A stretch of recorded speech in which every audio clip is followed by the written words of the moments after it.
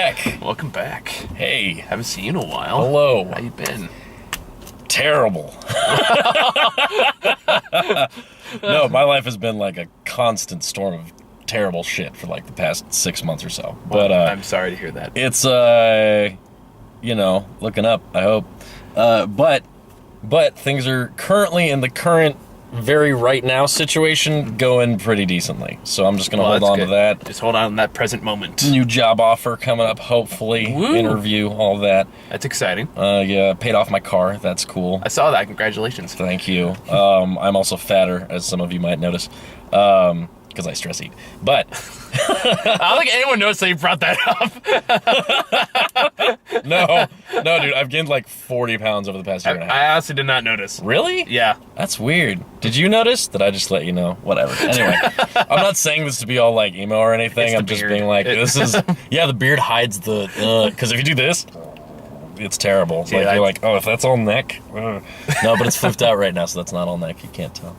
But anyway, good stuff. No, this is just statement of fact. This year has been very busy. That is why I've not been able to hang out with you. Yeah. I've been working 2 full-time jobs, 80 hours a week. Yeah, so. I know you told me that. That's why I didn't really bug you all that much. No, I figured. It's not, I do miss this. Like, Yeah. I miss watching good movies and god-awful movies.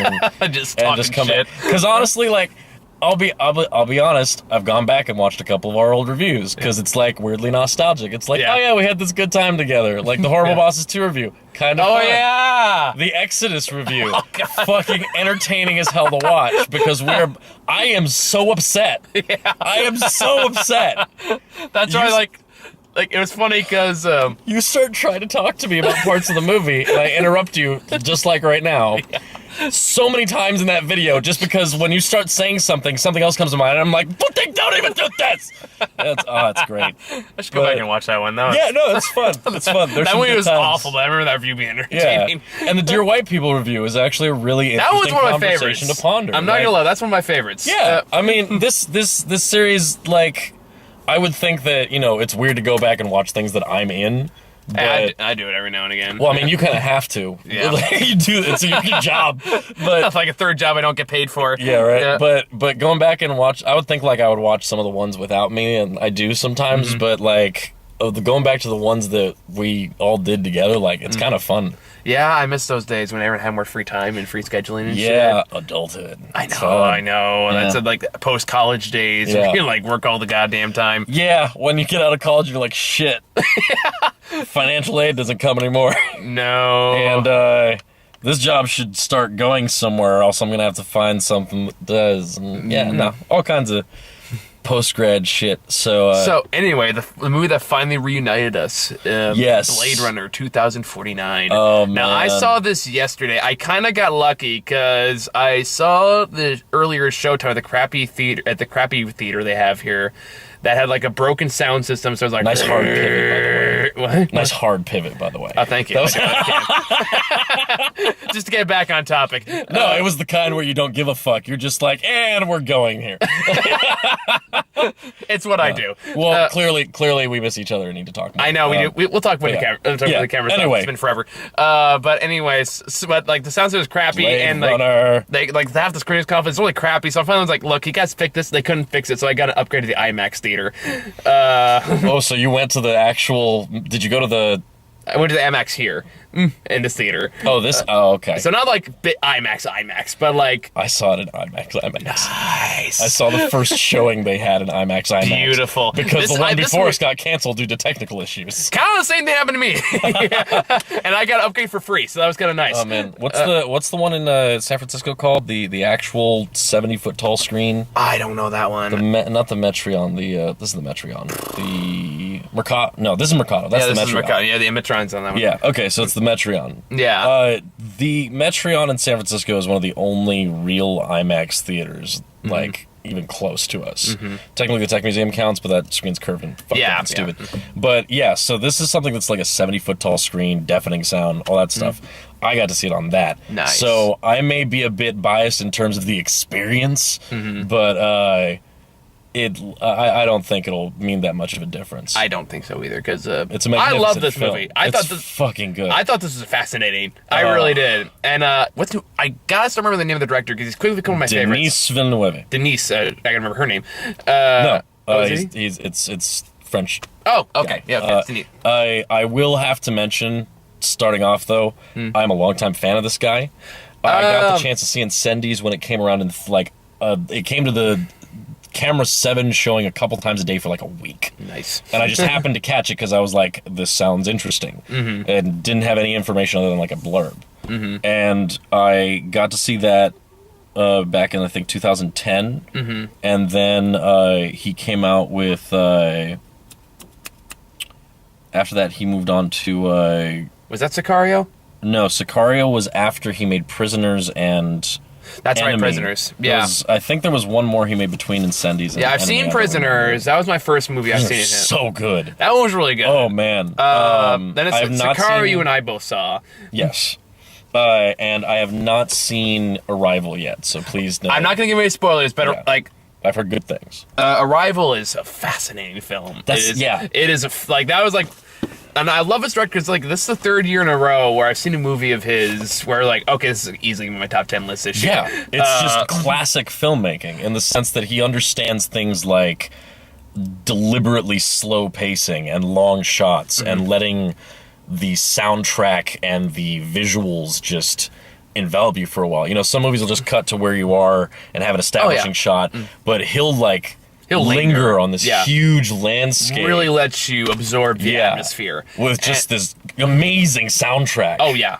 And what I love about the movie in particular is the fact that you can tell they clearly studied the original Blade Runner. Oh, yeah. Like, every nook. They made sure, like, okay, if we were gonna make a sequel, like, 20 years later, 30 years later, we're gonna have to do it fucking right. Yeah. And you can tell, because this is everything a good sequel should do, especially one, like, this late in the game. Well, a couple things that I want to point out, though, is we gotta touch upon multiple areas of the film, from the plot to the overarching points it makes to the unsettling parts of it, to the way the society is and how the tech has evolved. I think these are all things we need to talk about. So there will be spoilers worth noting. I think But before we get into that, can we both talk about our feelings about the original Blade Runner, because that's important context. I think the original Blade Runner, the final cut. Well, let's go with what it means to you personally to start with. Like when did you first see it? What cut did you see? What have you seen since then? I've seen a couple cuts. The first one I saw this maybe, I don't know, I want to say 5-6 years ago. So I was kind of newer into the game. Okay. It's not was it around the time that the suitcase thing came out? I don't think so. I honestly don't remember. I just know I was it Final Cut? Yeah, it was the final cut. Okay, yeah, that was the suitcase. Okay, I know I saw the original cut first. Okay. And then I was... The theatrical? The theatrical version. Okay. And then I told me, like, no, you gotta watch the final cut. So I went back and I watched the final cut, which is a far superior film. Yeah. Because I remember, like, the owner was like, well, this whole green tree ending seems a little out of place. Even, like, 6 years ago, I was thinking this. Huh. And then watching it, I was like, okay, that makes a lot more sense. And yeah, there's a lot of things I thought they were brilliant in the way they approached some of the lingering plot threads from the first Blade Runner to the second one. I'm not going to go into yet. Yeah. Not going to go into yet, because that's a much bigger theme. Yeah. It's so interesting, because that also involves the meta themes of the first film and how they carry over. So we'll get into that. But this is going to be a long one, isn't it? Yeah, probably. All right, let's do that's this. why I clear a lot of space on the camera. Let's nerd out. Yes. And plus, we need to kill time to get our traffic lights up anyway. So. Yeah, God, it was terrible getting over here. Anyway. My original thoughts about it was, like, I still think it's a great... definitely see why it's a classic. It's a very dirty, grimy, sci-fi noir film, and I love it for that. It is deliberately slow-paced. It's very... Whenever I see it, it just makes it feel... It always makes me feel weird. I don't know how to describe the feeling. Like, not necessarily, like, enjoying the film, more just... I feel grimy, is what I kind of feel experiencing the film. Yeah, I guess.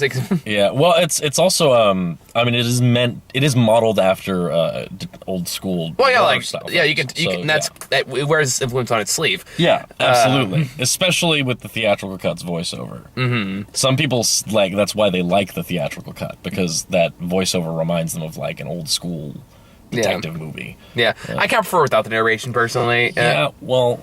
That's a personal preference. Yeah, but so you saw the final cut. Yeah. And then... So I know, like, the original ending. Okay. Or, like, what was meant to be the original ending before they cut it and put it with the bright, happy-go-lucky... Yeah. Now, was the rape scene in the theatrical version? I don't remember. Well, here's the thing. I personally have never seen the theatrical cut. Okay. I've avoided it like the plague. I don't blame you. Because I've heard about the differences in how the film was made. I've heard about the fact that it was made due to studio meddling and everything, and I'm just fundamentally against that shit. Mm-hmm. So I just went with the director's cut. Mm-hmm. And I saw it originally because I thought it was, it was a classic. Mm-hmm. So I put it on with no real expectations, other than something was going to be really striking about it.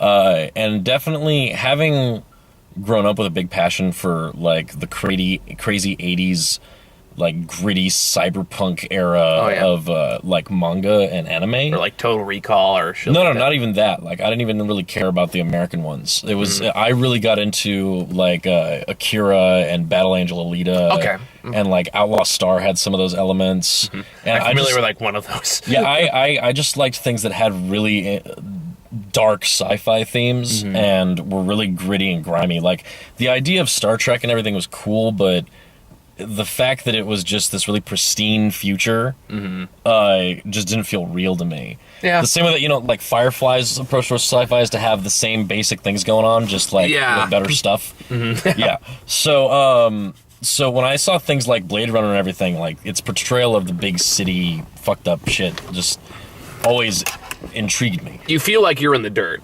Yeah, you feel like you're in the dirt, and you can see, like, where they're just straight up punk ass thugs walking around looking for women to rape and men to rob, like, that kind of shit. It's that classic enemies everywhere, watch your back, paranoid kind of thing.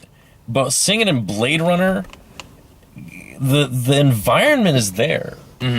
It's really well done. The visuals now are still amazing. Like, if you have a Blu-ray cut of the film, like, it looks fucking great. Oh, yeah. Can't wait to see it in 4K. It still holds up pretty well. Yeah. I actually saw it, like, in Camera 3 had a screen of it, so I saw it there in theaters, so that's pretty cool. No, it's really cool to me that they were able to have special effects with the amount of fidelity that, still holds up. Like, the movie projections onto the blimps and stuff, like, that still looks good.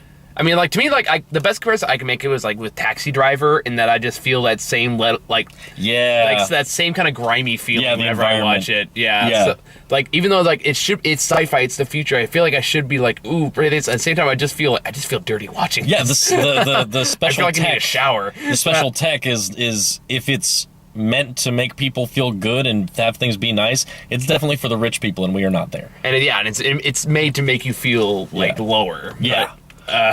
So the environment is there, and I thought that was really cool. But honestly, when I first watched the film, I didn't really get it. I didn't understand why it was such a great thing. I just assumed it was for the special effects and that maybe there was some theme that people older than me understood that I just wasn't getting because I was younger. And I remember feeling like there should have been more scenes with him and Rachel together. Yeah. Like, the fact that he fell in love with her and everything that happened, and the weird-ass sex scene that I didn't really get, it didn't really make sense to me as to how they would end up together in the end, or that she really even meant anything to him. And I guess I guess I just was like, well, I guess it's some kind of, like, he's just such a tortured person, and she's so closed up that the way his shitty stuff comes out, like, also happens to open her up, and and I think I just watched it that one time, and then I rewatched it to get ready for Blade Runner 2049, and I was like, this is rape. This is straight up rape. He straight up slams the door shut in front of her, grabs her angrily, pushes her into the corner, and forces her to say that she wants it. Yeah. And if she ends up liking it or whatever, it's definitely in the shitty Gone with the Wind vein of, she'll like it once it starts. Like, really not okay, gross shit. And I've seen people, like try to rationalize it as, oh hey, it's because he's a replicant and he doesn't know empathy. And I'm like, no, Bullshit. You're just rationalizing a really fucked up thing in a movie that you love. And I'm not like, it was 30 years ago. I can understand if back then maybe some people saw it as like, oh, this is how it goes. But like to see people still making that argument now is really kind of gross. Yeah, I would agree on that. So that was that, and that's all I know about that thing. But another thing I had about the original movie is Deckard's character is as threadbare as his romance with Rachel. Yeah. He doesn't really have any character. He's just a detective. Roy Batty is the soul of the movie. Yeah. The bad guy is the absolute... like, he's the only character in the movie that actually has any real personality or heart or anything, other than maybe Rachel. Yeah, I can see that. Yeah, because like, if you think of anyone's lines you remember in the movie the most, it's not going to be Deckard's lines. It's going to be Royce. Yeah, the tears in the rain. Yeah, thing. Tears in the Rain. You remember that? You remember like him like howling like a fucking werewolf when he's hunting after Deckard. I remember that shit a lot more than I do any of Deckard's lines. Oh god, that was so. And when his arm bursts through the wall, and, and breaks his fingers, like that was so. That was such a great like. It was almost like a horror movie. Yeah. And he is such an incredible villain. Yeah. And the cool thing about it is that I could totally imagine... I wish there was a way to make the movie where you would be seeing Roy Batty's story from his perspective, and you wouldn't know that it was Blade Runner. I wish that someone could pull that off, but it's so well known that they might have to wait a while. Yeah, there's no way you could do it. So, but if you think about it, aside from the couple of people that he straight up murders, which in a dark anti-hero kind of movie would kind of work... He's not exactly wrong. Deckard or Roy? Roy. Oh, yeah. He was given a death sentence. He was designed to have a death sentence. Yeah. And just wants to live so he can enjoy at the very least, you things. can see where he's coming from. Yeah. Yeah. But the fact that, like, that whole arc with, you know, his humanity and everything, that is the core of the film. Yeah. And the very end where he decides to change his mind and save Deckard because he sees how fragile life is or whatever, like, that kind of... It feels contrived a little bit. I think at that point, he didn't really much to lose.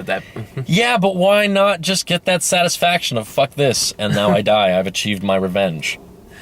Maybe it's just the fragility of life, and that's point. Like, what's the point of But revenge? that's my point. Like, at the very end of it, he just crushed a man's head and then killed the dude who showed him where he was. Like, has helped him, friendly. Nothing. Like, he's not going to do anything. He's like, sorry, man, I'm coming. Like... He's done some evil-ass shit. Why is Deckard, of all fucking people, the dude who killed the only thing he still cared about, why is that the dude who gets the pass? I'm not going to lie. It's been a long since I've watched it, but it's a valid point. It's a valid point. The Blade Runner is a classic, rightly so, but it is definitely a product of its time, and I don't think it's aged well at all. Yeah. And I think that, honestly, yes, it was a massive, important step forward for shit, but it really doesn't compare to other things. It does something unique, but I still don't think it's any better than like a strong 6 or light 7. I think if you really do kind of take it as kind of like we said, like a product of its time. Yeah. As a product of its time, it's a fucking 10. Yeah. As a product of its time, it did something incredible in a time when everyone was after like Star Wars and fun and like Lost in Space era. Oh like, God, Lost in Space. I mean, because Star Wars was modeled after that old shit. Yeah. And here comes Blade Runner with this dark, gritty, fucking adult movie. Like that's big. I think it still holds up all right. I definitely see where you're coming from, and like I definitely agree. Like especially in terms of like pacing issues and stuff like that. There are parts of Blade Runner that do not hold up very well. Yeah. Because that's one thing that always bugged me about the original movie. Like any cut was always like the pace. I always felt like the pacing was too slow. Yeah. And not in a way it's done like in the sequel, where they actually do it in a way that's kind of fascinating. Yeah. And the way they build their world. Like that kind of leads into in the sequel too. In that this movie is 2 hours and 45 minutes long. Yes. Every minute, I don't know what you would fucking cut from this movie because even like the slow shots felt maybe important. a little bit of the sex scene. The sex scene just felt really long. It looked great. The whole time the visuals were like, whoa. But there was a point where I was like, are we just gonna get to them fucking? Is it gonna be like 10 minutes of this? Like, what's... Okay, fair enough. Okay, maybe it was a long scene. I enjoyed it, but it was a long scene. That didn't bother me, but okay, fair enough. It didn't bother me, but it was kind of this thing where I was like, this is cool, but there are people that are gonna be coming to, like, after him right now. Yeah. Shouldn't he go? Like, you can argue it's an intimate moment. Yeah. No, it is an intimate moment. It's an incredible moment. We'll get to that when we get there, because I'll tell you, that whole scene did nothing but make me really sad. Yeah. So that's its own thing. But and I think it's a really amazing. It's an amazingly complex scene ethically. Yeah. And just to think about all the different components going into that. So remind me a lot of her. A lot of her, and a lot of like just. So yeah, we'll get to it. Let's dive into the sequel then. Piece by piece. So opening scene. Fair warning, full spoilers from here on out. If you haven't seen the movie, I highly recommend you go see it. It's a great film. Okay, let's dive into it. Let's try to do the spoilers in order, so if someone spoils it so far for them, they can be like, "Oh, okay, let's stop now." Yeah. All right, cool. And let's just recap when we get to the end and be like, these themes. Here's our video essay. How much time we got? Yeah. I got all night. I cleared my schedule for this. Cool. Okay, so opening scene. Interestingly, weirdly familiar. I'm trying. Remind me what the opening scene was. It's him going to visit the farm. Right, with Dave Bautista. Yeah. So that scene was interesting to me because it was like a callback. Mostly in him driving the car, I felt like more. Really, I felt like the fact that it opened with the interrogation of a replicant. Right. It was a long movie. I'm trying. Yeah, no, but the opening of the movie was him like talking to a replicant and doing the test, and that's right. All that, but it's very quickly established that the theme from the original movie is being flipped on its head. Yeah, and like you quickly find out that not only does the guy know what's going on, but the other dude's also a replicant. These are two replicants. What's going on? Like, it establishes that very quickly. Yeah. If you haven't... I also went into this movie knowing as little as possible. And, like, the trailers really don't tell you all that much, which I didn't realize until I watched the movie. It's like, wow. Yeah. It's like one of the few times the trailer's been restrained. Fuck. Right. They mostly focus on, hey... Denise, like, they know... Denise knows how to do his shit. Now, one more quick thing. I really wish that... I know it was kind of necessary in the promotional process of the film. You wish they didn't tell Harrison Ford was in the movie? Yeah. Yeah. Because that felt like it was supposed to be a reveal. That was meant to be a reveal moment. But I did like how they didn't just...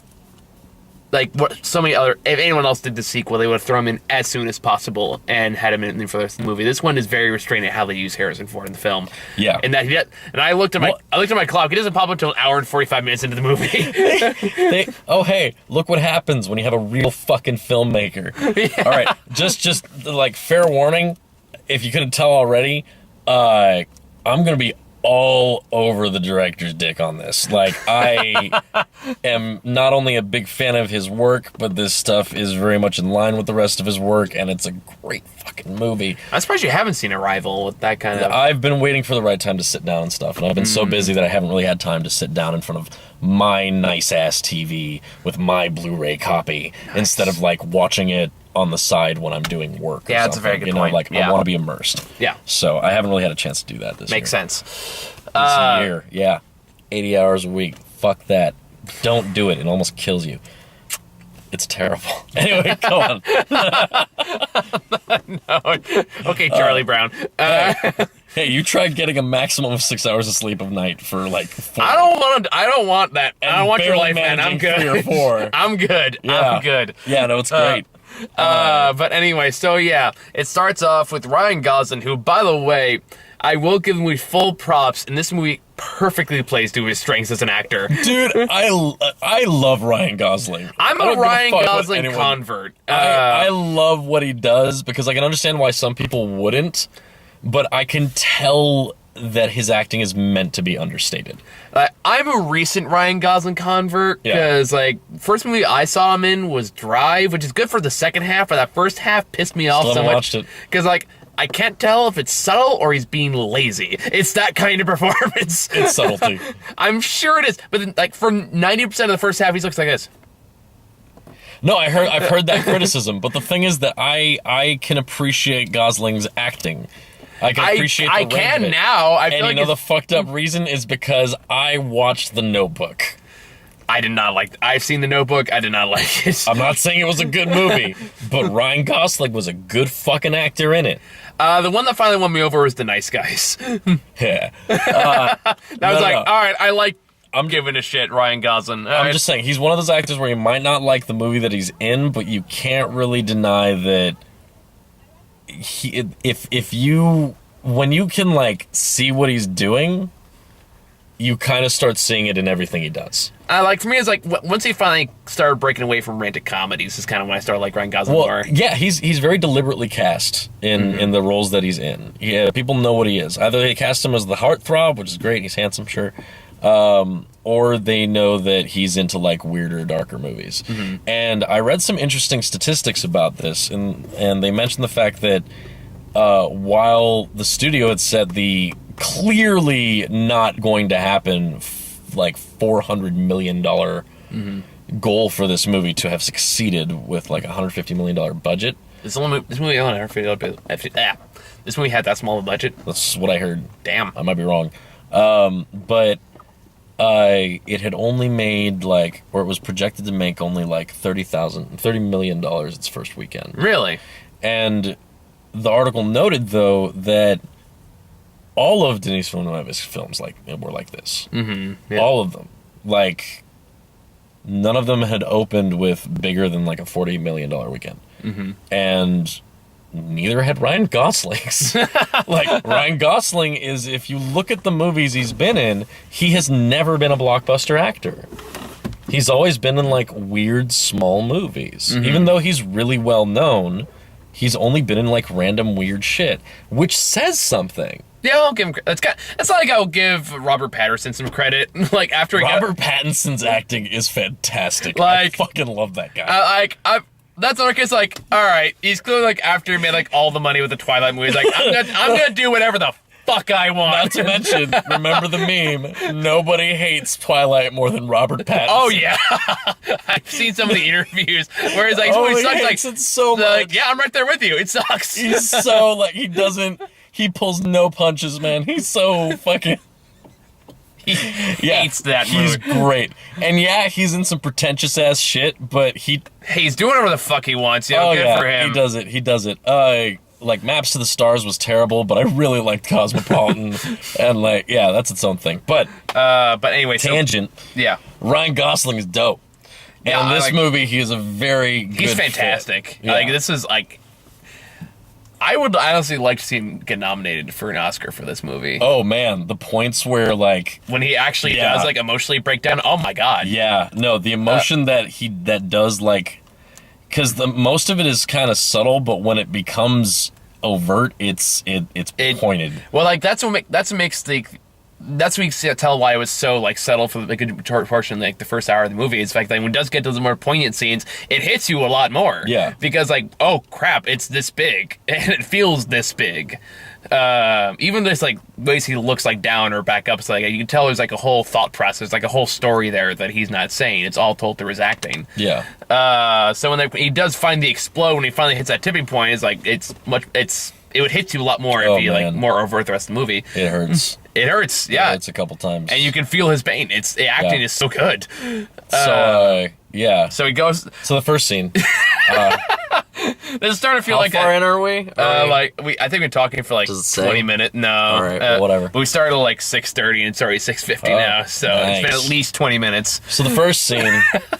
the conversation he has with Dave Bautista's character, his name's Scrapper. Yeah.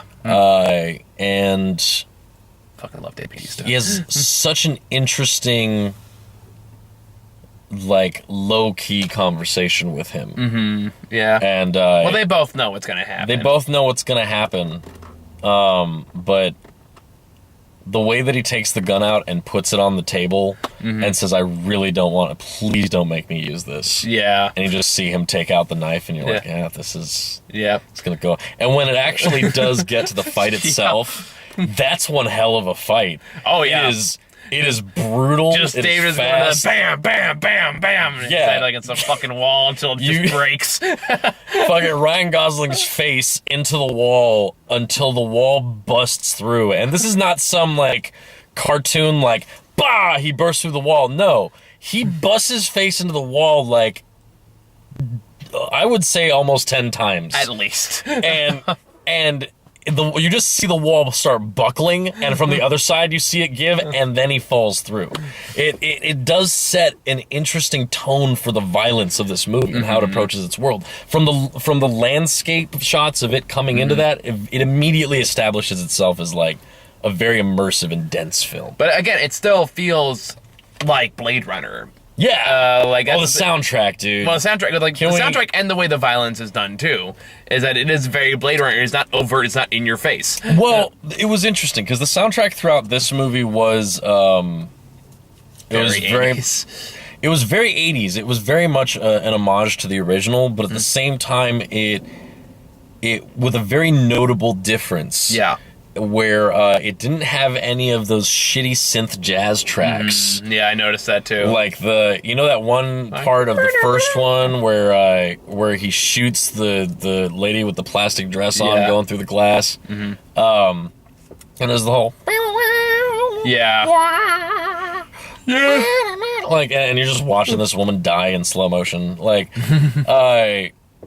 it's none of that crap is in there. Like, it has a little bit of a weird, like, vaguely dubstep element to some of the bass. A little bit. But I feel like it's not done to be like, wow, wow, wow. Like, no. It just has this grit it's to used some to of build the lower atmosphere. end. It's still well saying, utilized. Like, it's like you are still in this gritty world, even though it's like everything's a little fancier, a little cleaner than it was in the first film. I forget the name of the guy he was working with, but this is Hans fucking Zimmer. He knows what he's doing. Yeah. You know, like, even in movies that are not as good as his work, he does a great job. Yeah, I love Hans Zimmer. I don't care. I don't know why people give him a lot of shit, but a lot of people do for some reason. I don't really get it. They do? Yeah, I think it's mostly I think Inception kind of ruined him for some people. Why? People got tired of the bass. So what? I don't know. It's one thing. Internet people are weird. He made fucking... I say as a man on the internet. The Amazing Spider-Man 2? I haven't even seen the movie. The score for that movie is amazing. Oh, I use one of those tracks as as part of my workout. Dude, I can't stand the Pirates of the Caribbean movies, but the music to those movies is amazing. Oh, yeah, absolutely. Like, I actually got to see him live this year. Oh, yeah, I heard about that show. Fucking amazing. Yeah. He just did medleys from his different soundtracks, and it was incredible experiences. Like, he's good, and the music in this movie is, surprisingly, with all the crazy shit that he's done, it's remarkably understated. Yeah. And no, it's not. It doesn't steal the show in any way. It's again, Hans Zimmer is really good at just building an atmosphere of music. It's weird because being in the IMAX, at least, the sound was overwhelming. Like, there were points where the bass is all you can hear and feel, and there's no other sound really happening in the movie. It's just some long shot of his car flying towards something. But even in those moments, the sound feels very much married to the scenery and everything. It's not out of place. It's not trying to make you feel something that you're not feeling, but it just adds to it. It's perfect for the movie. Yeah, and like that comes in overall thing with this movie too, is the fact that not only does it take what made Blade Runner good and make it what is such a well-known classic, it honestly is a good example of reinvention of an old movie too. Yeah, we'll touch on more of that when we get to the end of it, though. Because there's so much of that through the movie with like the technology and everything. Like, I think we need to like have more context to really explore that properly. Fair enough. So yeah, awesome fist fight.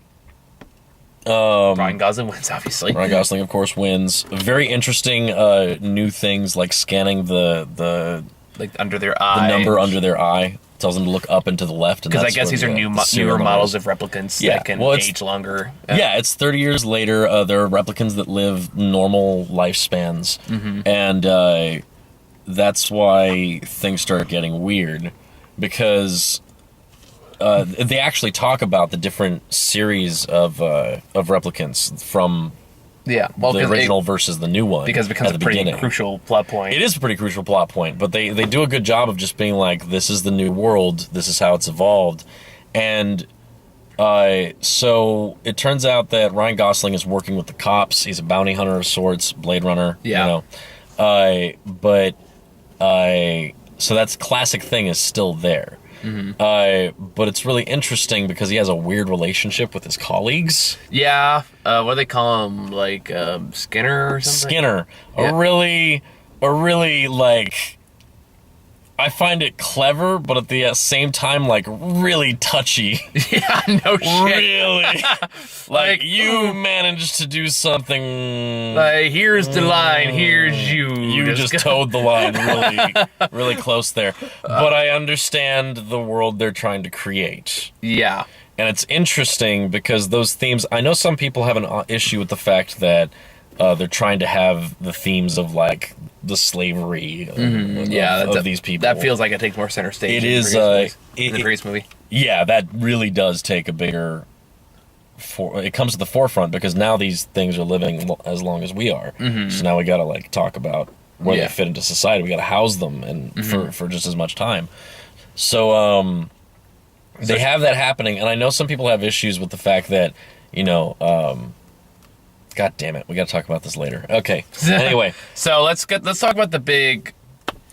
What's the first word we're looking for? The big antecedent that basically drives the rest of the action. MacGuffin. MacGuffin. Plot point. There you go. Okay, yeah, the driving force behind the plot. Driving force. Thank you. There is a giant. Not a giant. There's a chest. They do a scan of this guy's farm. There's a chest that they find buried deep underneath a tree next to the farm. And they start going to look for it. And in this time, Gosling's character, who only has a serial number, they call him like Detective K or something, because K is the first letter of his serial. But he goes home, he meets his virtual girlfriend, who is a very interesting component of the film, because a big theme in sci-fi has always been the exploration of AI and what's going to happen to it, and what happens when it gets to the point where it gains some level of sentience and feelings. And this AI is tethered to this thing that's like on top of his projector. Yeah, it's this projector on the roof of his living room, and he gets home and she's dancing around and she's taking care of him. And she changes outfits and suggests things to have fun with. And at first it feels really kind of weird and creepy, because it's like, is this just his, like, entertainment hologram sex I just kind of took it as, like, thing? I just kind of took an extension of her as, like, oh, it's just an actual holographic body instead of just Scarlett Johansson's voice. So. Yeah, like, I didn't know what to think of it. So, when they actually start interacting and he says that he got her a gift, it's such an interesting way to introduce her as a subservient person, but also quickly flip that into he really cares about her as a person. Yeah, absolutely. And he doesn't feel like he owns her. She's just his companion. And it's such that's the way that this movie fucks with ethics and morality in the sci-fi context is what I love about sci-fi in general. And it does it so well. And just from an acting standpoint, too, what a great job between these two. Oh, yeah. Not only do they have great chemistry. The chemistry is so good between these two. Not to mention, like, the way they try to, like, fake touch each other. Which, man. like, it's heartbreaking. It was heartbreaking. I thought it was very, very clever. Because it could have been very easy to cheat. Yeah. And, like, have them, like, be on the screen together and, like, edit it in, edit it out later. But there's, like, no, you can tell, like, they're legitimately trying to, like, touch each other, but they can't, so they're kind of faking it. And I was like, in a way, I was like, okay, that's a very clever, like, way to build up intimacy, and also just immediately establish the apparent disconnect that they will always have. The way that whole relationship is structured is genius. So he's gotten her a gift, which is this little portable device where she can be downloaded to it, and she can go with him places, and she doesn't even need to be projected. It can be in his pocket. She's just a hologram. Now, Personally, I took a little bit of a beef with that because I was like, but how does that work? Sci-fi, shush. How does the... No, I don't accept when sci-fi fucks off with the science part of its fi, okay? It's that one scene in Loop. Don't worry about the time travel works. I just spit on you, didn't I? No, that was me. That's, okay. I was like, I'm tired. It's been a long week, so like whenever I yawn, my tear ducts go crazy. So you're so beautiful, man. You're right, man. You're right. Fiction needs science. But yeah, so that kind of irked me, but I did find it really cool how when she went into the rain, like, it went through her at first, and but it adapted and learned. Yeah. And started making the raindrops appear on her skin, and she got to feel them. Mm-hmm. And it was such a weird translation between real life and how machine learning factors into that, and how that factors into the computer that is her creating a sensation that she as a consciousness can feel. Yeah. God, there's layers to this, man. It's fucking deep, man. Yeah, man, it's sci-fi. And the fucking pain of when they're having a really good moment, and then the phone fucking rings. She freezes because his device is ringing and he's being summoned to work. Just kills the fucking mood. And he doesn't even unpause her. He doesn't want to, like... I get the impression he didn't want her to go through that disappointment. He just shuts her down and puts her back in his pocket and goes back to the station, where he finds out that they're doing this investigation of what's in the chest, and they find out it's full of bones. Yeah. And they look and they see that it was a woman, and she was pregnant, and she has markings on some of the bones like she got an emergency C-section. Mm-hmm. And so that is all established, but then they find out that closer, the bones were a replicant, which means a replicant got pregnant and gave birth to a child. Yeah. And that's a big fucking deal. Also beef I had with it, how do you find a serial number the size of a fucking molecule? Like, is that... Well, because I'm assuming he's a replica. Does he know? But is that in the specific place on the bones, like on all of them? I'm assuming he's a replicant, so he has some kind of robotic thing that lets him notice shit like that. No, but he's looking at the screen. He's not wired in. He has to zoom in with the screen, just like they do. A replicant is a replicant of a human. Well, maybe he just saw something that looked weird. I guess maybe if he knew where to find that kind of thing, and he was just following a hunch. He is designed to work with replicants, so maybe he just knew where to look. I don't know. That just felt kind of weird. I just kind of went along with it. But. Yeah, I went along with it, but later I was like, wait, how do you find that? But anyway, so that's cool. That starts this whole thing. Robin Wright, his boss, who seems like she wants to fuck him. A little bit, yeah. Here's another thing. Everyone in this movie kind of wants to fuck Ryan Gosling. I want to fuck Ryan Gosling. I'm not even there.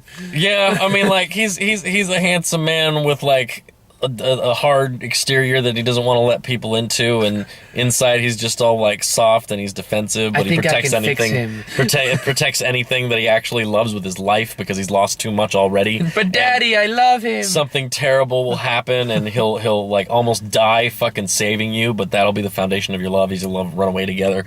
That's just... Jesus, do you write erotic fan fiction? What the hell was all that? I'm just saying, he's that kind of guy. I mean, that was ridiculously detailed, Russell, and you just came off the top of your fucking head. Really? Because it sounds like one of the most generic fucking romance action plots ever. If you talk about things like The Bodyguard with Whitney Houston, it's that kind of shit. Fair enough. It's a fucking trope, dude. That's a normal plot line that has been recycled so many times. I was more just laughing at the fact that you're making this super seriris, he's that type, is all I'm saying. And I was just making dickwad jokes. He has that appeal. Yeah. Anyway, so Robin Wright wants to fuck Ryan Gosling. However, she is also a very good boss, and she understands the implications of this. She tells him that this cannot leave these doors, these rooms. I mean, whatever. Yeah, whatever. And basically makes a big point about the fact that no one can find out about this, and he has to figure out what happened to the child. Mm-hmm. Yeah, that is the number one priority. Then we go to what? He goes looking for stuff. He goes to the main archive where Jared Leto is boss. And Jared Leto. Love the replicant that ends up being his nemesis for the movie. Oh, she was great. Oh, she is fantastic. Doesn't look have anything on terrifying. Roy, she was pretty good. Oh no, she was pretty great in terms of She was just a good villain. Yeah. She didn't so much have good personality and depth of character as she was just a really scary villain. Yeah. She fulfilled her role. Yeah, very well. Especially when it comes to fucking murdering people. Yeah, I thought Jared Leto was going to be more the central villain in this, but then he just kind of disappears in the third act. I'm kind of glad he's not. Yeah, I'm kind of tired of Jared Leto. Yeah, it's that and the whole, like, people have apparently now made me aware of the numerous fucking, like, sexual assault allegations against him.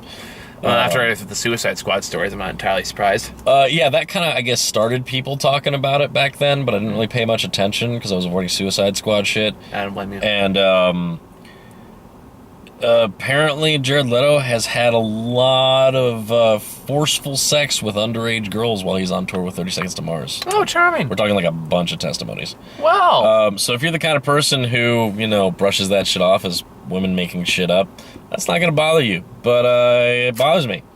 Yeah, I can, yeah. So, yeah, it was kind of upsetting that he got cast in this role because he is, like, noticeably horrifying to a couple of female characters throughout the film.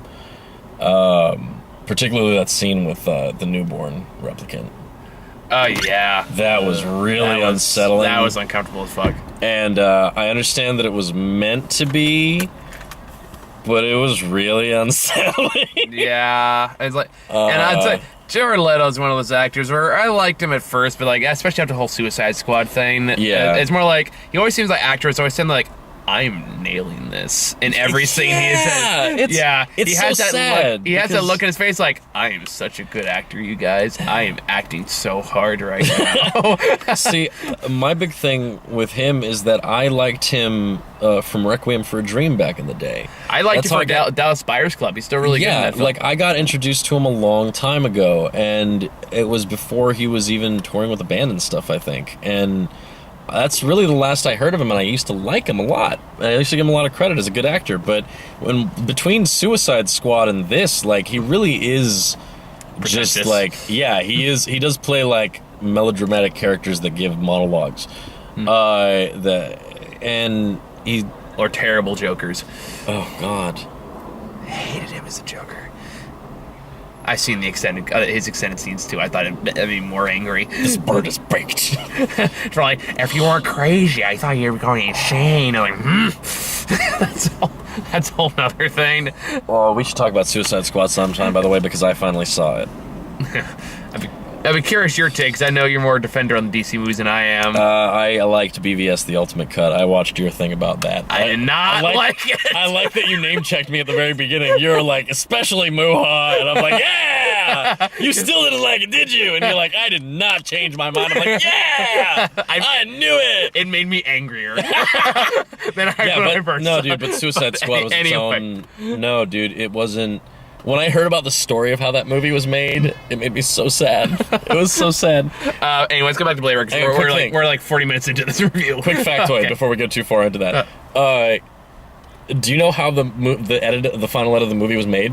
I know there was a lot of studio interference. The studio interference was they took the footage from the movie, they took the cut that David Ayer gave them with his editor, and they also gave the footage to another company, a company that made movie trailers.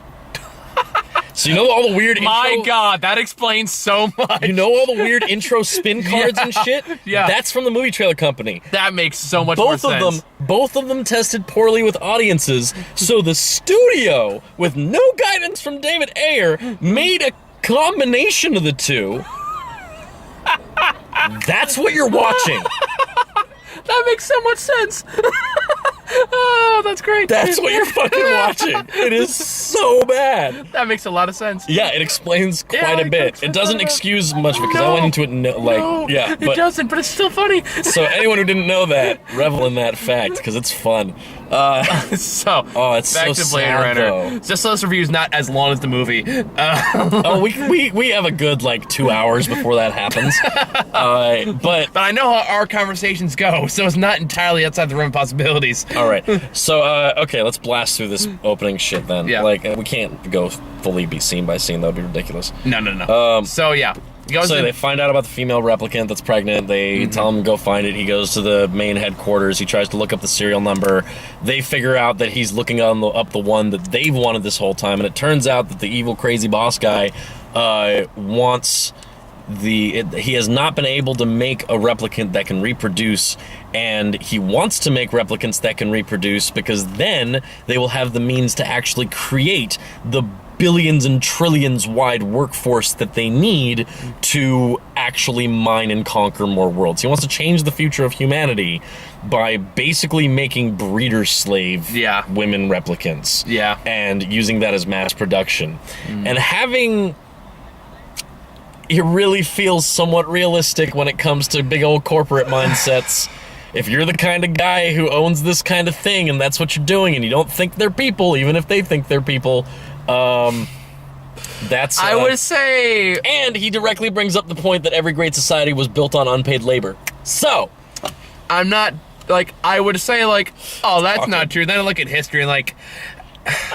Yeah, no, that's true. That's true. There's precedents. They've done it to people, and there's precedents. We're already having arguments about whether or not future, like when robots get to this point, will they be people?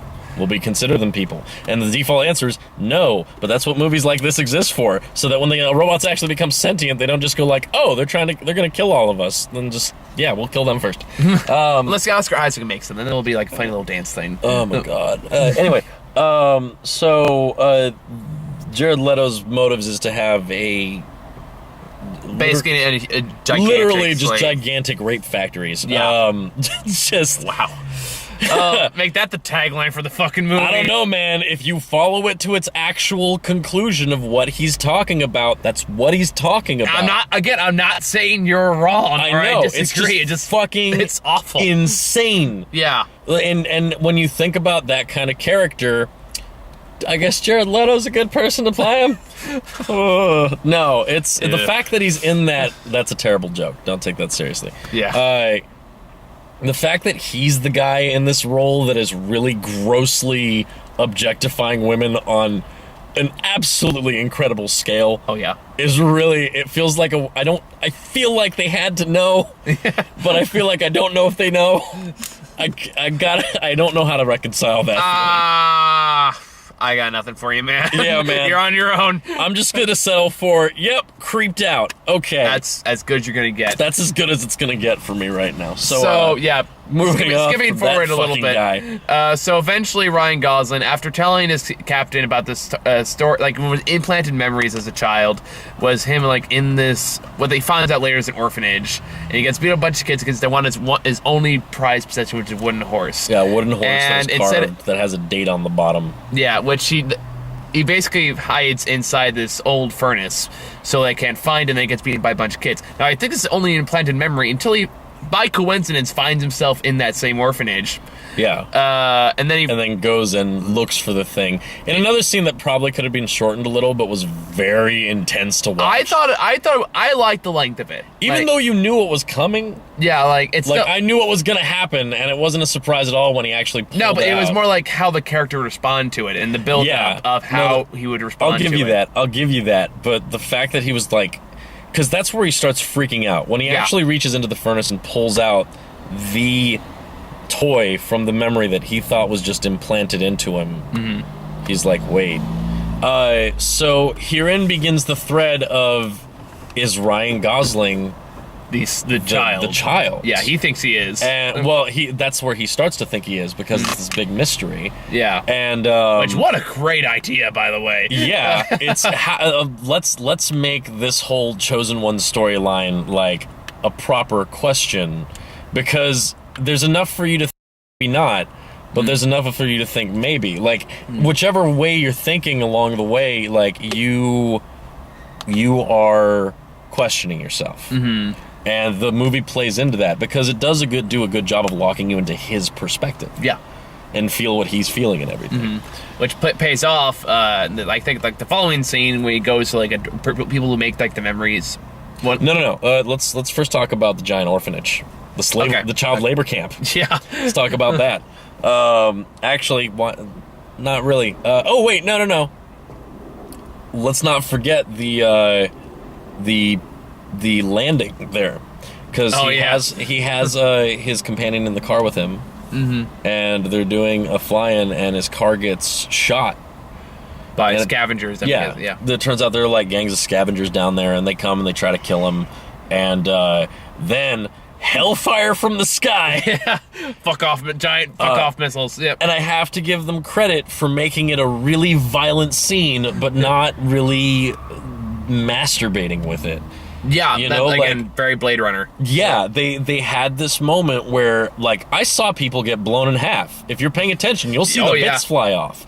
But there's no point where it goes a close in to the gore and is like, oh, look, they're all bloody. Like, it's not focused on that. No. That's not what this movie's for. No. And I really respect it for that. I completely agree. Yeah. Not to mention, another point, the nudity in the movie. Very much the same. Yeah. It is appropriately used. It knows when to use it. Yeah. When to play it for sexually, when to make it almost kind of disturbing. Most of the time that you see it in a tantalizing way, it's part of an advertisement. Yeah. The sex scene ends without you seeing boobies. Yes. I thought that was really interesting. Considering that you have seen nudity throughout this film, the fact that they left it out of the sex scene, I thought that was really cool. I didn't expect it to end like that, but I was like, you know what? Well played. My first thought was like, they must have a non-nudity clause in their contract. Maybe. I don't know. Let's see.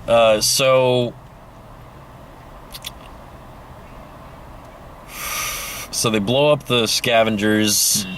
The thing that she was in is kind of like fucked up and broken. So he's like, all right, I'll just go home and get her again.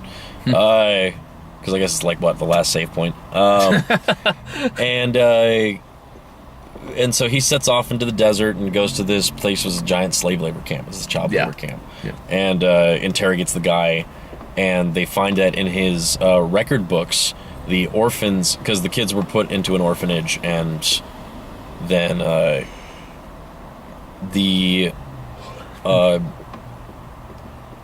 daughter is said to have died, and the boy disappeared. It was like two people that had the exact same DNA. It was possible. One was male, one was female. They said the female died, and the male disappeared. So it wasn't that they had the exact same DNA. It was that they had patterns in their DNA that were copied over. All right. It wasn't the whole thing. But and that's how he found the orphanage in the first place.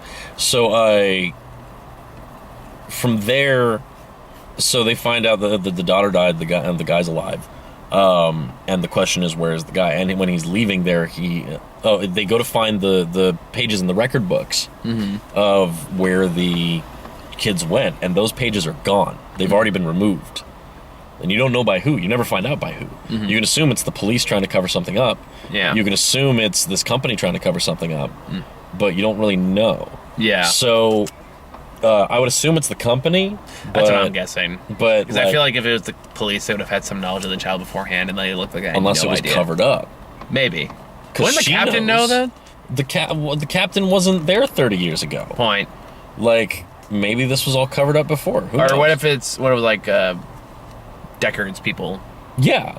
What if Deckard is trying to cover his tracks? Yeah. And that's another thing I found cool throughout the movie, was that if you had watched the original Blade Runner and you were familiar with it, you would know what these remnants of records were. Like when you heard the corrupted audio recordings, you'd recognize. Yeah, which I thought was a very cool Rachel's touch. Voice. Yeah. And if you were new to the franchise, that would still be like this cool, like, who are these people? Like, it did a good job of keeping both of that.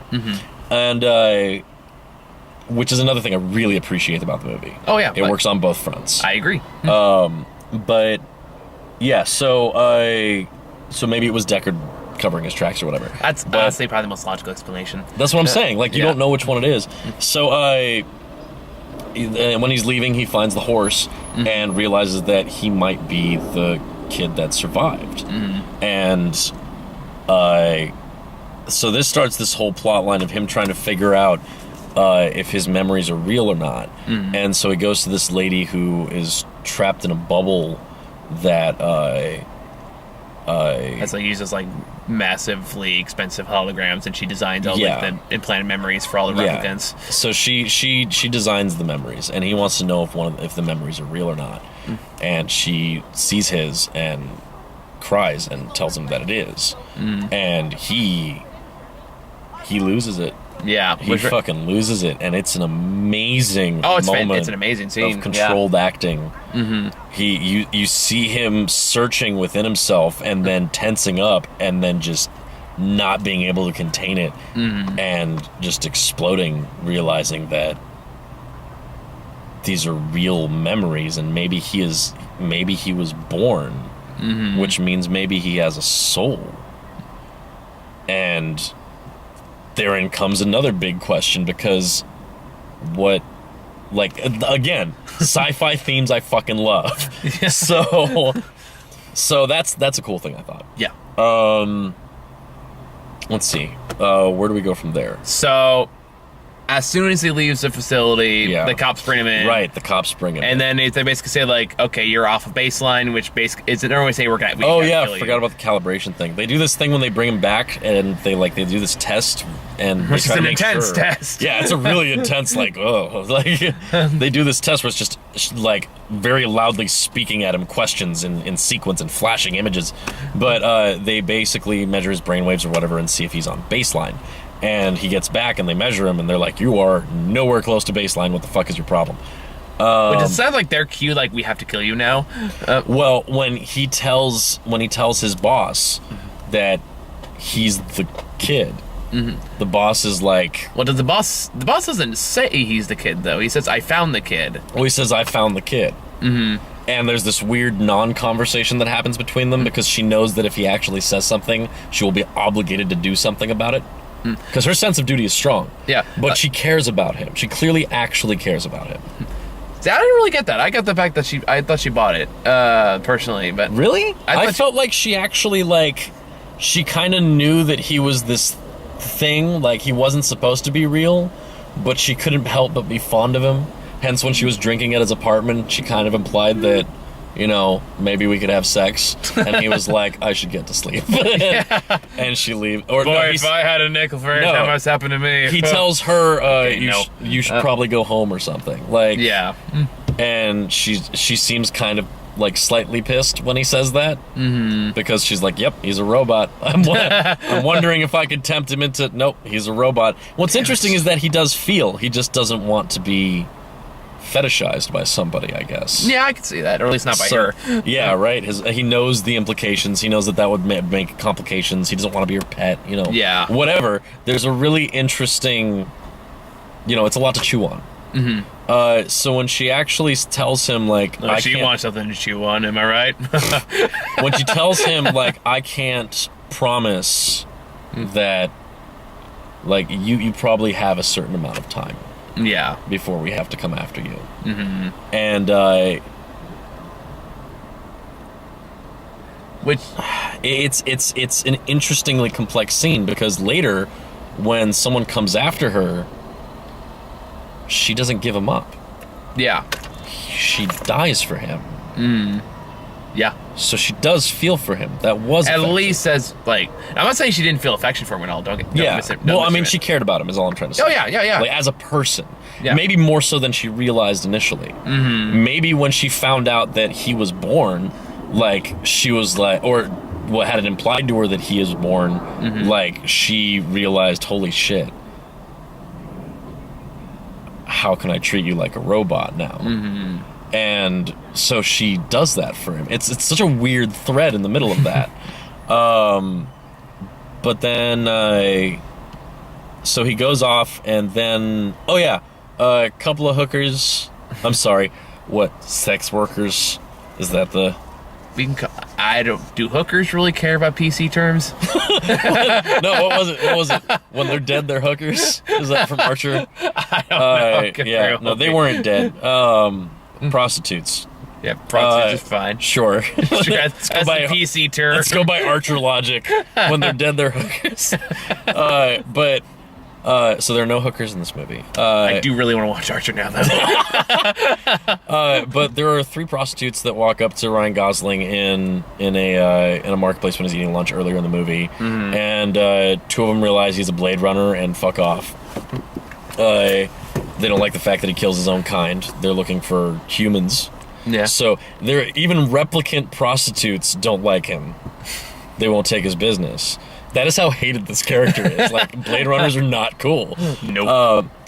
And there's this scene where he comes back and to his apartment, and he knows that he doesn't have much time left. Mm-hmm. And his companion tells him that she's done something for him. And so begins a really bizarre sex scene. Yeah. Where the lady from earlier comes up there. The prostitute from earlier. Oh, I'm sorry. Can't I call her a lady? The lady of the night came. The lady. She's a lady. She's a fine woman, Michael. She is a full-grown woman with full bosoms. What? I don't know. I've seen how much more British I can make this.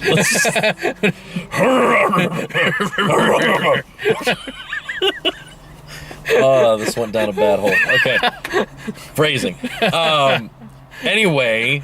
Good evening, madam. May I take a look at your bosom? And gaze upon your lady bush. I do not condone this conversation any longer. Now please stand there and slowly unshow your ankles while I smoke in my cigar. What is this from? I'm making this up. Really? Yeah. Oh, God. Sounds like a bit out of Snuffbox. Anyway. Sorry, pipe. The prostitute from earlier comes up to the apartment and comes in, and they do this weird thing where they sync up. Mm-hmm. And it's not perfect, but basically when the prostitute moves... she moves to copy it. Yeah, yeah, the companion moves with her as a copy. So sometimes she's ahead, sometimes she's behind. But the weird thing about this is that the visuals during the whole scene are weirdly blending their features together in and out. It is like it's like you're on acid. It is it's the uncanny really, valley, and it's really uncomfortable. It's the uncanny valley out of two actual human faces. Yeah, so, it's a very clever visual effect. Yeah, but yeah, if you've ever done acid, it's kind of like that. I'm gonna take a word for it on that. Sure, but I'm talking to them, not you. I know you haven't done acid, or have I? No, I haven't. No, you haven't. But so that happens, and it's this really long scene of... It's important to note, too, in this scene that she really, really wants to do this for him, and that prostitution is totally chill, apparently. Yeah, they're okay with it. There's just giant advertisements of boobies in it. Yeah, right. And then Ryan Gosling does not want to do this. Initially, he's really not okay with this. He doesn't... He feels weird about it because he's, in a way, I think he's just committed to her. Yeah. And he doesn't want to do this, but she wants to make it feel real for him. Mm-hmm. And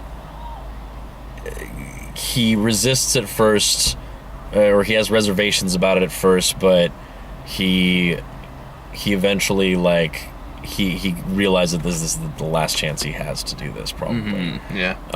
Before he has to go on the run. So, he does this, and before the prostitute slips out in the morning, she slips a tracker into his coat. Okay. And, says some mean shit on the way out to his companion. I don't remember her name. I don't remember if she had a name. It bothers me. But, just Joy, that's right. The lady Joy. of the night. No, not the projection girl. Yeah, right, yeah. Joy, J-O-I. Yeah. So she tells him to download her into the thing, which means that will be the only one left of her. That's all she's gotten. So he has to protect her. So now, for the first time, he has to be worried about losing her, actually. Now, and let's skip ahead here, though, because this review is already over an hour long. So I thought we were gonna make it. I thought we were gonna go deep.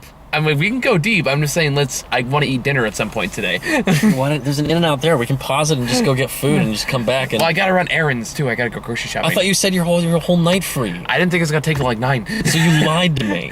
Partially. You fucking asshole. Hey, I cleared out most of my night for you. Every time I try with another guy. Hey, I have a girlfriend now, so shush. Yeah. Anyway, no. The fan fiction people. No. But too late. Okay, how do we skip ahead with that? Because everything is fucking important in this. I know, but we gotta pick talking points here. So, fuck it. Okay, let's just blaze through the rest. Yeah. Because I know you still want to talk about general themes, and I do too. Okay, fuck it. So because we meander all the time. Yeah, So okay, so that happens. He goes on the run. He takes her in the stick with him. She tells him to wipe the copy that's on the home computer and destroy the antenna so that they can't track him. And Love back at headquarters sees that shit happen and decides to go out on a mission to find him. And he sets off to go basically find Deckard. Yeah, which he does. Which he does. And he arrives, and it's super cool. And there's, of course, the big reveal. They have a really interesting scene, which I feel sad about because on a certain level, the dialogue is kind of stilted during that scene. Yeah, I can see that. But by the time they get on better terms and they go and they have an actual conversation, it's a really weird talk where Harrison Ford doesn't really talk about being his dad, but talks about being... like leaving the child behind and what they would have to do to make why he separated himself and just didn't show up at all ever, never looked for his kid. And it's a weird conversation because on a certain level I'm like, I could actually see some fathers who have abandoned their families using something like this as a defense. That's a good point. And that felt kind of weird. Well, I'd say these are extraneous circumstances. Yeah, this is a future where, if he had tried to look for his kid, people would have come and found, well, kids, I guess. People would have come and found them and murdered them. So, that's a little... But it was just a weird thing to listen to. I'm like, people whose fathers have left them will probably feel very strange during this scene. I can see that. On the other hand, it's like, but they're very different circumstances. Yeah. Unless your father was sent by the FBI or something. Yeah, sure. Or the cartel, you know. Or the cartel. Also, chill-ass dog. Drinks whiskey. Dog. Yeah. Cool dog. And they have found him, and they track him there, and they... Deckard, after having hidden for all these years... is very, very sad about being alone and losing Rachel. Of course, in this movie, they're treating it as though they had a full loving relationship, which hopefully they did after, that whole thing. Once they got the rape aside. I was kind of surprised they didn't bring that up, honeymoon honestly. period. Yeah. Because clearly in the plotline of the original movie, it wasn't meant to be a rape. Yeah. So, anyway. But... Oh God! So they track him there. They come and they blow open the wall and they take Deckard. And thankfully the dog doesn't die, even though they show it lying still for a moment. And you're like, oh damn it! No, not the dog! No! Well, they do just leave it out there. You can kill Ryan Gosling, Harrison Ford. I don't care. Don't kill the dog. Yeah. So Ryan Gosling has this whole like, oh God, we're almost dead, and then fucking Love of all fucking people, just spitefully in front of him, just to fucking hurt him, crushes Joy. Yeah. And bitch. The last thing she does is dive towards him and try to say, I love you. And for an AI hologram to be like that, for that to be the way... God, that fucking hurts. Oh, yeah. You felt that shit. Oh, man. Oh, man. Just... It's the only affection he had in the world. Yeah. Yeah. It's the only thing he loved. And even then, it's still kind of based on a lie. So... Which they emphasize later when they show the advertisement for that same AI. Yeah, God, that was sad. But so she crushes the only thing he's ever cared about, really. And then they arrest Deckard and fly off with him to interrogate him and find out what happened. And they're trying to basically get what they need to track down, basically get they're trying to get what they need to recreate. Yeah, basically try to figure out what happened that caused Deckard to be able to reproduce with Rachel. Yeah. There's one thing I do want to talk about, though, because I thought the way they addressed this is very interesting. Is in the final cut of the original movie, they very much heavily imply that Deckard is a replicant. But they never definitely say whether or not he is or he is not a replicant. Yes. Now, what I thought was brilliant about this film is they still don't fucking answer it. Yes. And I thought that was brilliant. Genius. Because at the same time, you also, like, because if you have that theory, if you don't have that theory in mind, the scene makes sense and it's consistent. If you do have that theory in mind, the scene makes sense and is consistent. It makes sense that it works with either theory. Yeah, the reason that he wants Deckard in that case is even more relevant because he's also a replicant and he lived all this time, which means he was like a secret model from back then. Yeah. Which means he had something special that might have been what helped him reproduce. So he's trying to, like, there are these layers of how that scene works. So when he's interrogating Deckard, they bring out one of the most mind-blowing moments I've ever had in a movie. Not kidding. What's that? Is when they bring the new Rachel out. Oh, that gave me some uncomfortable, uncanny valley shit. No, because she's real. That's not CG. That was the actual actress? That's not the actual actress. They found someone who looks almost exactly like her. Oh, I thought they Rogue One did. No, that's a real person. Son of a bitch. That's a real person. That's not CG. Okay. They bring out this woman who looks exactly like Rachel from the original Blade Runner. Well, except she doesn't have green eyes. And exactly. And they do this whole thing where it's this really unsettling, creepy, manipulative thing where he clearly misses her. Harrison Ford does some of the best acting I've seen him do in decades in this moment. Yeah. He clearly misses her, and he clearly wants to give in here because he knows that he's going to die soon. He's old. And he just really wants this to be, you know, he wishes he could have this. But she's saying things like, please be with me, and don't you love me, and like shit like that to fuck with him. And it gets close to her and looks at her for a minute and just looks sad and then walks away. And, you know, Jared Leto's character is like, come join me and you can have everything you wanted. And he just says, her eyes were green. And Love takes out a gun and shoots her in the fucking head. Like, Join me, Harrison Ford. Oh, and together we can rule the galaxy as breeder and blind guy. So be it. Fuck, dude. There's some moments in this movie. Oh, yeah. Anyway, back in the desert in the destroyed building, the tracker was actually the prostitute who fucked him earlier was part of an underground resistance of replicants who are trying to get recognized as real human beings and get rights. Now this, so those people are the ones that track him. They find him. They take him back to their secret base, and they, the woman leading the resistance was actually there at the birth, and tells him that there was one child, and it was a girl. Yeah, which blows Ryan Gosling's mind. It's not him. Yeah. And which I thought was a great twist. God, not only is it a great twist, but it upends the stereotypical idea of, like, the savior trope. Yeah. And it also makes you... God, not only has this guy lost everything he's ever loved, but everything he believes in has been destroyed again. He just found out that he's not a real person. Yeah. Or in his, like, he's not... He thought he was not a replicant. He thought he wasn't a normal replicant, but he is. And the funny thing is, if you're paying attention... Well, I mean, I guess at the beginning of the movie when he gets stabbed and he acts the way that a replicant would, it makes sense how, you know, maybe he has some special powers from being the product of two replicants. That's kind of what I always figured. Yeah, sure, maybe. He's a special replicant, but natural-born replicant. But, you know, there's no real follow-through on that.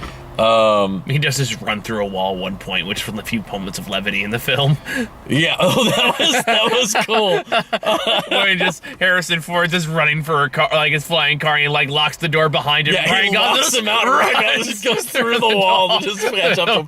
There are weird moments of like little bits of humor peppered throughout the movie, which are cool, but they don't offset much. No. But yeah, so he finds out that he's not a real boy.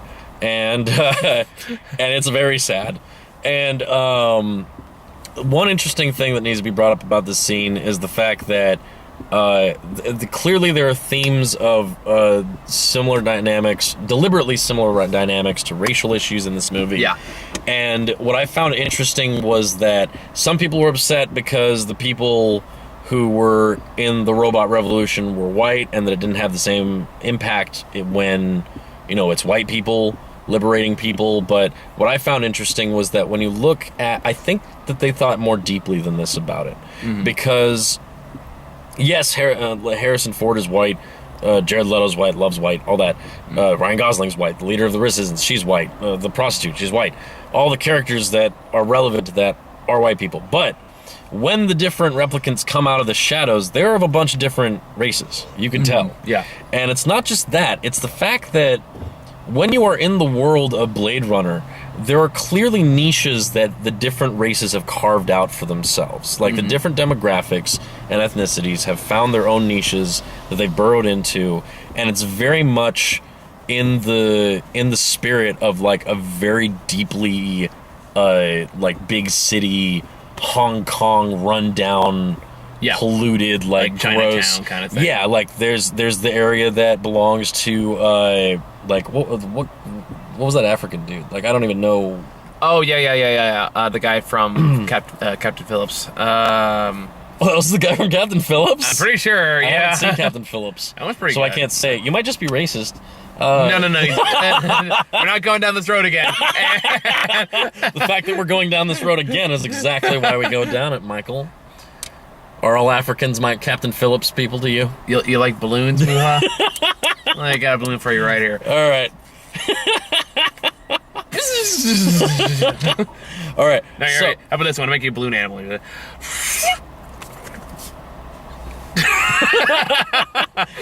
All right. So but anyway, so clearly there's like, you go to certain places for shady information, there's certain specialists, but when they're in the slums, like there's the place where the African dude is, and then there's like the Asian people, much like the eye dealer from the first movie and everything. Yeah.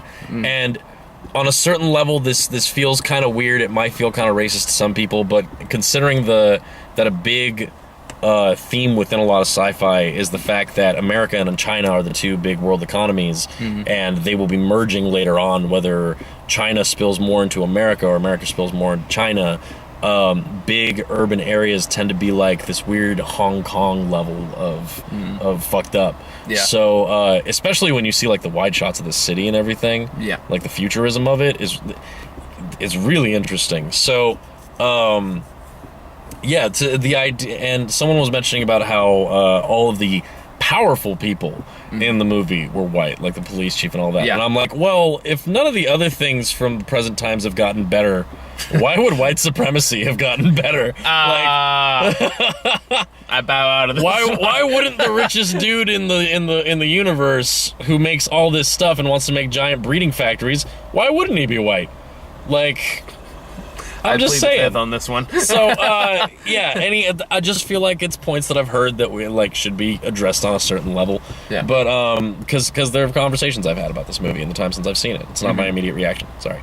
No. But I just found it fascinating to the way that different people perceive the way that this future is built, and I feel like it does address themes like racial issues, but also in a way that are maybe relatable to people who don't normally follow these kinds of things. And it is a somewhat ethnically diverse movie. Yeah. So I'm not entirely on board with that criticism.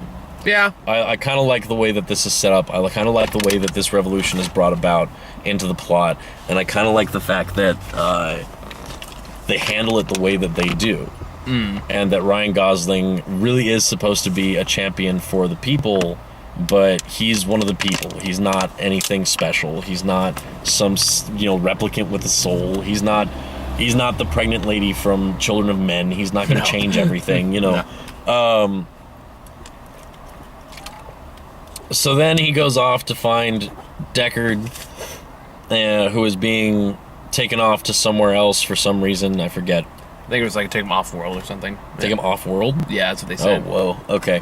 So yeah, they're flying off, and Ryan Gosling comes zooming in with his fucking car and fucks them up. Yeah. And they crash on the big... Oh yeah, something we haven't mentioned is that the city is surrounded by gigantic walls to dam the ocean, because the ocean has risen.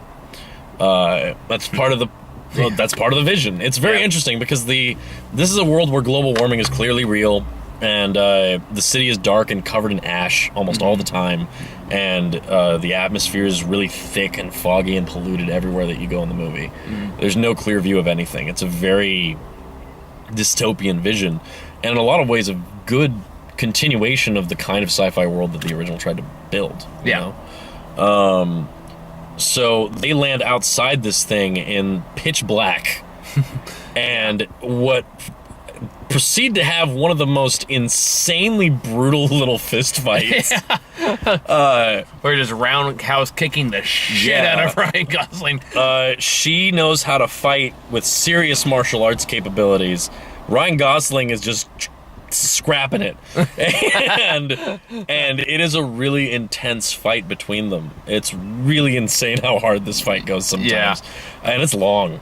It's a long fight. Meanwhile, the other car is being slowly pulled into the ocean with Deckard handcuffed to a rail, and one thing I read about it was like, he does a good job of making a meal of it. It's because really his scene is basically, I am handcuffed to this thing and I'm drowning, but it's not uninteresting to watch him drown, for lack of a better term. He does do a good job acting like he's trying to survive and everything, and making eye contact with Ryan Gosling and shit. Like the scene works really well. Every scene in this movie is really fucking well shot. And of course Gosling kills her in a rather disturbing fashion, in that he just holds her under the water and watches her drown. And there's something disturbing about that, but fuck you killed everything I loved. Fuck that lady. And you've also murdered everyone that has cared about me throughout the course of this film, so fuck you. I have no problem with the way that she died. It was kind of disturbing, but I have no problem with it. And then he takes Deckard, and they go off, and he says, you need to come, meet your daughter. You drowned in the ocean, there is no you anymore, no one's after you anymore, we need to go meet your daughter. And Ryan Gosling has been mortally wounded in this battle. And they fly over to the place where the Dream Creator lady is, and they have this one last conversation, which is fascinating because it does start raining, and in a really, really great way that in one way is subtle and in another way is really on the nose. You get Tears in the Rain. And that's not unintentional or me reading too much into it, because Hans Zimmer's track for it is literally called Tears in the Rain. So that is not unintentional. They have a very interesting thing where at the end he sends Deckard in to meet his daughter, and he just sits out there and just lays down and dies, and he just enjoys being alive. For the last little bit, he enjoys the rain. So in a weird way, he found his humanity, lost it, found the humanity in just being alive and aware of yourself, let go of himself being the important part, and sacrifices himself in the name of making sure that this bigger thing regarding replicants and life in general carries on. So, in a way, totally hits the same marks as the first film. I said that's what said like it. Again, it comes back to they clearly studied the original fucking movie. Okay, but that's the entire movie, by the way. So now we can finally talk about the themes. So, but I love how they do that. I love the fact that they literally, without giving him some great speech. Not too long though, because we were only an hour and a half mark. They don't have him give some crazy huge. You're also on low battery. They have him give some crazy huge speech. This is fully charged when I got here, by the way. Yes! They don't have him give some crazy, some monologue or anything. He just quietly does his thing. And oh, man. So, where do we go with this? Where do we start with the... There's the fact that they left it open, the Deckard was a replicant. We covered that. The overarching themes throughout the film regarding humanity and whether or not... I feel like we did a good job covering everything as we went along. Yeah, as we went along, we did a pretty good job. I'm trying to... the sci-fi tech. Weirdly, it manages to not only look futuristic, but look like a futuristic version of the retro-futuristic shit that was in Blade Runner. Again, that comes down to, like, it not only takes what works about original Blade Runner, but also reinvents it to fit in, like, in more modern times. It was genius. Like, I loved the fact that he's driving towards things in a flying space car, but it's still got windshield wipers. Like, it's when they're using the computer to really scan the bones all deep and close and everything.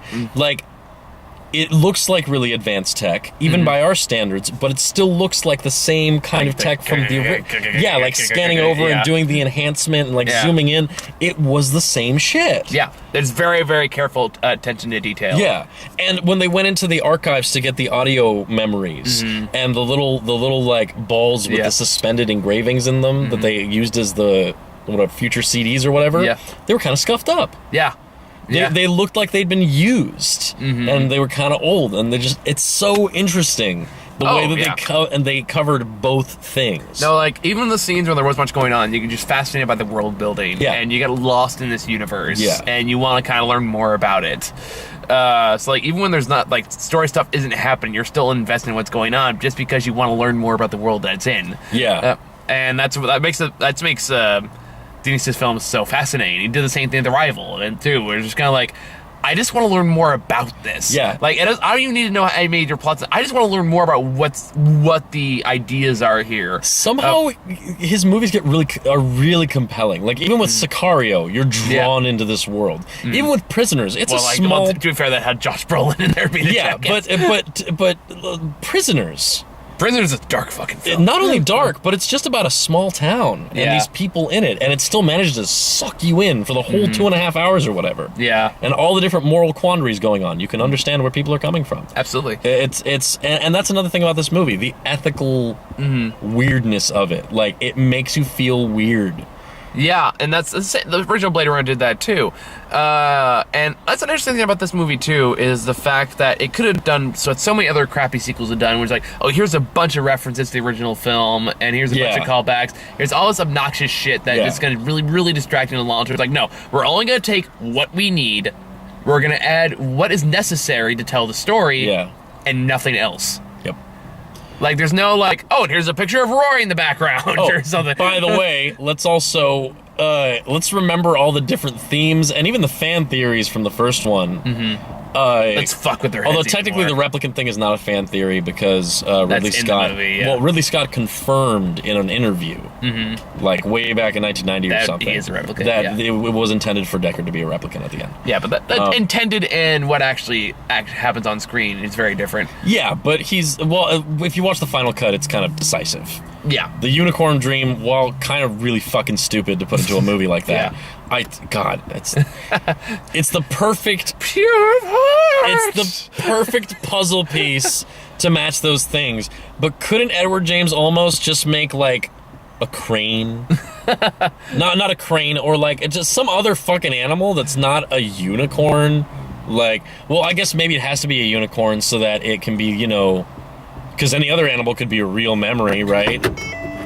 I don't know. It's so out of place that it just feels dumb. Yeah. But also, can we also mention Edward James Olmos? Wait, which one's Edward James? He played the dude who made the unicorns and stuff. He was the guy with the police force back in the original one. Captain Adama.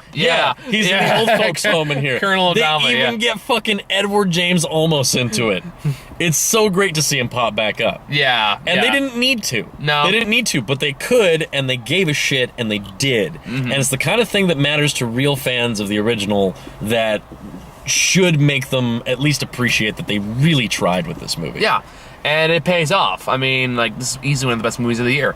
God knows, we spent, like, an hour and a half talking about it. Dude, it's one of the best sci-fi movies I've seen in a while. Watch Arrival. Well, yeah, but that's the same director. Isn't that kind of cheating? Yes and no. Okay, fine. No, I'll watch Arrival. That's a big thing for me. But that's at like, the same time... That's like saying which one's better, Alien or Blade Runner, you know? Alien. Well, Ridley Scott. But it's Alien. They're both sci-fi, though. You get my point? Wait, but is Arrival better than Blade Runner? No, I'm not. I'm talking about, like, comparing works from the same director. Yeah. Like, Alien and the original Blade Runner. Yeah, original Blade Runner or fucking Exodus, you asshole! Did you forget? It's Ridley fucking Scott. I did. Thank you for reminding me. Yeah, okay. Or Alien and Alien Covenant. Not a fair comparison, all right? Not the same. Not the same. I'm just saying... Well, I'm saying, in that case... Sci-fi works of similar quality. You can't say, like, best ever, we're good. Like... Fair enough. Okay, fair enough. Calm down. What was it? James Cameron talking about how, like, he keeps making the best-selling movie of all time. It's like the best-selling director of all time has set a new... Wait, what was it? Like, when James Cameron unseats his own record, you can say that there's a new, best movie, but the director's like, okay, well, it's not really... What was his last time James Cameron made a movie? Avatar. Oh, no, some documentaries about... I'm not a big fan. I'm not a big fan of Avatar, but I just really love the fact that they asked him, like, because he has no previews on the Blu-ray for Avatar, and in an interview he said, "Well, I have a deal with Fox that whenever one of my movies makes over $1 billion, they don't get to put any trailers on my discs." Nice. Which flex, do it, yeah, no problem. You've earned that, man. But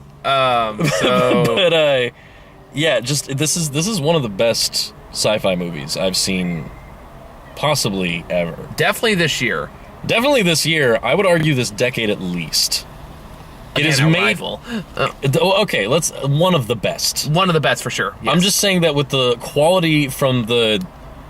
It's definitely one of the best sequels I've ever seen. Absolutely. It's definitely the best long time between the original and the sequel movie I've seen. Easily. Especially since we've seen so many that have gone horribly wrong. Yeah, I can't even think of another one that comes close. And if you say fucking Star Wars, fucking eat it. Oh, hold on, dude. Zoolander 2, come on. No, wait. Dumb and Dumber 2. I didn't see that. But Zoolander, man, that was hard. That was pain. The only movie where we got to the theater and there were other people there, and they were not by the time we were done.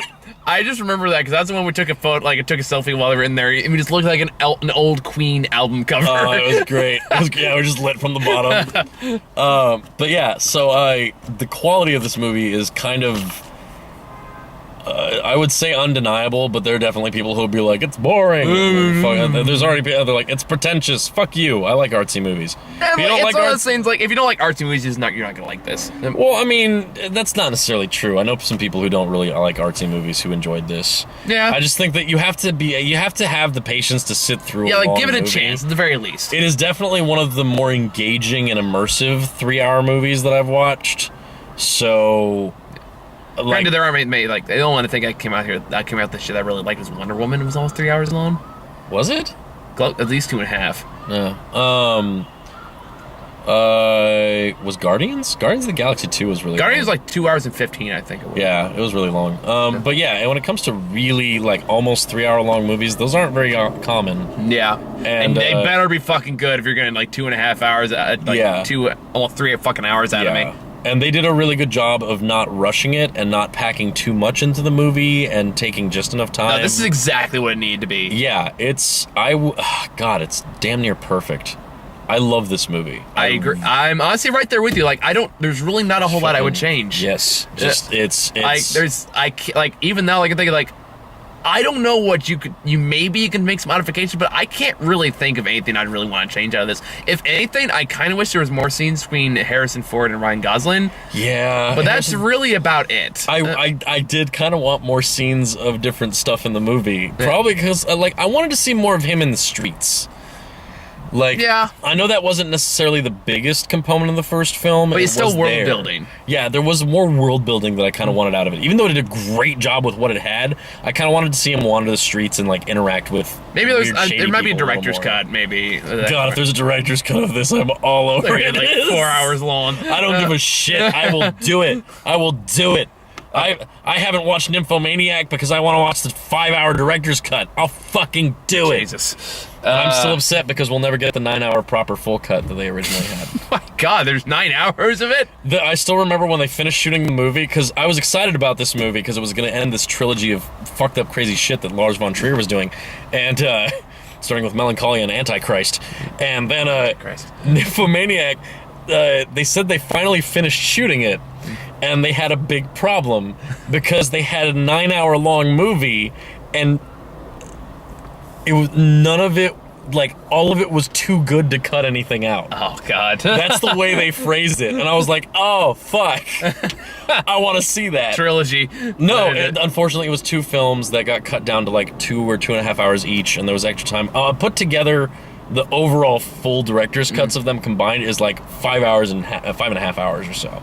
So it's still hefty, but it's not a 9-hour cut. That's like a bitch. I ain't got time for that. That was the absolute perfect thing that they wanted. Like, I want that. I'm that kind of film nerd. I don't. Give I know a shit. you are. I know you are. Oh man, I'm sure he has it in his house somewhere. All right, we can find out where Lars von Trier I'm lives. legitimately running out of camera battery here, so I should probably. We can find out where Lars von Trier lives, right? You work on that, buddy, and I'm just saying, it's like Quentin Tarantino's secret theater and film archive. Like, it's all kinds of cool shit. I'll be there through testimony. Sure, okay. It's a character witness. Well, he told me he was gonna do it, and your guys' fault. It's on the fucking internet, so I don't know. It's your guys' fault for not beefing up security. He's gonna get fucking robbed, and they're gonna come to me, being like, "We have it on record." I'm like, I don't even know where he lives. I was here. I don't know, there's still fan fictions of either me breaking into your house or you breaking into mine. Really? Both of those scenarios have happened. Then what happened? Never mind. I think I used your bathtub once. That's it? They're pretty harmless. What if that was the plot of a movie where there was some guy breaking into people's houses just take a and bath. just doing... Like, clearly it's a terrifying invasion of privacy. But what if this guy could just do it and he was bored and he was just like, oh, I'm gonna go into this guy, take a bath at this guy's house. No one's home. Leaves. Another person in the neighborhood's like, yeah, my box of cereal was just gone. Like, he just doesn't really, or he just rearranges a couple pieces of furniture. Like, just nothing really intense or scary. It's scary the fact that he's getting in people's houses, but he's essentially just harmless and bored. Like, I think that would be a very interesting topic for a film. Or just leave something there. No, that would be creepy. That's like a calling card. Point taken. Yeah, but you got, like, clearly it's creepy in the first place, just knowing that someone's been in your house. But it's like, just leave a little note, you're out of milk. If it was just this whole thing with like, hey, drop by when you weren't home, this light bulb went out, I replaced it. and you're like, look, stop coming in my fucking house. And it's like, I'm not gonna stop, but like, I mean, there's no reason we have to be enemies. Like, and by the way, if you could just get some Captain Crunch next time at the store, that'd be great. Man, you're out of milk, by the way. God damn it. Write that comedy. Yeah, that would be great. Write that down somewhere. We'll do it. All right, so I don't really feel like we should do trailers on this. It's long enough. We're good. We're plenty good. So, yeah, I think it's fair to say at this point, if you don't know what our opinions are in this movie, then I can't fucking help you. Yeah, I hope that was somewhat entertaining for you to listen to us ramble on about. For hardcore film nerds, I'm sure they'll watch the entire thing. Yeah, sure. Why not? So, I think next week I'm going out of town on vacation because I just really need to get the fuck out of the city for a while. So I'm going south. I'm going to Seattle, actually. But that's... Sure. Okay, far enough. It's what I can afford. And plus, I love Seattle. Seattle's a great city. I just think going south is cheaper, but sure. I like Seattle. I know, Seattle's great. I'm just saying that going to, like, Santa Barbara or something is probably cheaper. Whatever. I'm doing. It's already booked. You do you, bro. I will do me. I'm saying it. I'm just saying, like... I'll do me hard. No, I'm just saying, like, you got a good thing lined up. Like, again. Don't do that so close to me. I'm just doing me hard, man. Doing me hard. What are you, a pirate? Doing me hard. Doing me hard. What's that mean, Laura? I say, like, take me clothes. What? We're making fun of, like, I don't know, we got on the topic of, like, what would, like, a weird erotic SpongeBob fan fiction would look like. The guy from his theme song? No, Mr. Krabs. Oh, God. SpongeBob, take me clothes. I can't hear you. Dude, the I don't know, just some of the adult jokes in that show that I've seen. All right, don't drop them. Anyway, yeah, I know some of these adult jokes. Or the one with someone walks in on SpongeBob watching porn. Oh yeah, it's not porn. It's a nature documentary about underwater shit, but it's porn. It's like it's the way fish porn. Looking at it. But yeah, so I'm gonna try to catch at least The Foreigner before I leave. Oh God, dude! Do you know the book that's based on? No. The original title of the book. What is it? Let's just say it's not the preferred nomenclature. Oh boy. Okay. All right, we're gonna talk about that off camera. Oh, it's so bad. No. It's a Big Lebowski reference directly. The title of the book is just as in the Okay. Noted. Good night, everybody. It's just funny. It's just funny to me because some executive was like, "We need to make this into a movie because it's a good book." Can we change the name? We gotta make a concession.